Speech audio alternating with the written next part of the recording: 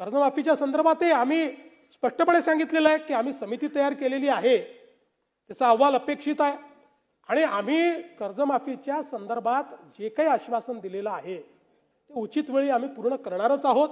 त्या संदर्भात आमचा प्रयत्न असा आहे की आपण ही कर्जमाफी देत असताना मागच्या अनेक कर्जमाफ्यांमध्ये जे आपल्या लक्षात आलं की बँका चुकीच्या पद्धतीचे अकाउंट्स देतात, जुने अकाउंट्स काढून आपल्याकडनं पैसे घेऊन घेतात।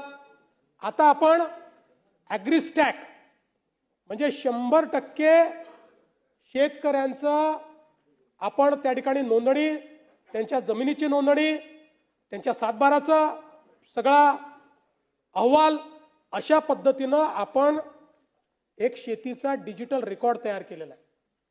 आता हा शेतीचा डिजिटल रेकॉर्ड आधार आणि आधार आपल्याला माहिती आहे की कर्जाचं अकाउंट आधार सीडेड आहे, अशा सगळ्या गोष्टी एकत्रित घेऊन आपल्याला या सगळ्याचा विचार करावा लागेल जेणेकरून जो खरा गरजू आहे त्याला त्या ठिकाणी कर्जमाफी मिळाली पाहिजे। आपल्याला माहिती आहे की मोठ्या प्रमाणात आपण त्या ठिकाणी खरेदी देखील केलेली आहे आणि आता मका खरेदीमध्ये आपलं टार्गेट वाढवून दिलेलं आहे। आपला प्रयत्न आहे आता धान खरेदीची टार्गेट आपण वाढवून घेतो आहोत, त्याही संदर्भात आपलं बोलणं चाललेलं आहे। एक प्रश्न विचारला की तुम्ही मागेल त्याला कृषी पंपाची घोषणा केली होती, किती लोकांना पंप दिले? मला सांगताना आनंद वाटतो की आतापर्यंत जी मागणी आलेली आहे त्या मागणीपैकी 85% लोकांना पंप ऑलरेडी आपण देऊन टाकले आणि साधारणपणे आपल्याला माहिती आहे पूर्वीच्या काळात एकदा पैसे भरले की 2-2, 3-3 वर्ष पंप मिळत नव्हते। 2 महिन्यामध्ये आपण पंप त्या ठिकाणी देतो, 2 महिन्यामध्ये।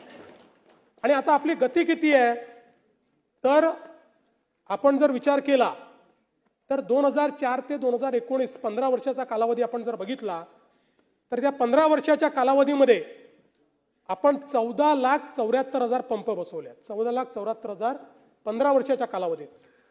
आणि 2022 ते 25 2.5-3 वर्षामध्ये आपण किती पंप बसवलेत? 3 वर्षात बसवले 10,63,000।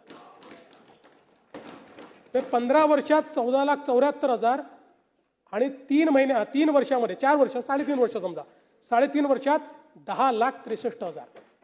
त्यामुळे आणि आपल्याला माहिती आहे आपण तर आता एका महिन्यामध्ये 50,000 पंप बसवण्याचा गिनीज बुक ऑफ वर्ल्ड रेकॉर्डमध्ये आपली नोंदणी ही त्या ठिकाणी झालेली आहे। आणि मला हे सांगितलं पाहिजे की आता ॲव्हरेज 40,000 पंप पर मंथ आपण त्या ठिकाणी लावतो। MSCDCLचं टार्गेट पूर्ण झालेलं आहे। कुसुंबीचं मेडाचं 2,80,000 पंप लागलेत, फक्त 33,000 पंप हे त्या ठिकाणी बाकी आहेत। आणि आपण जी काही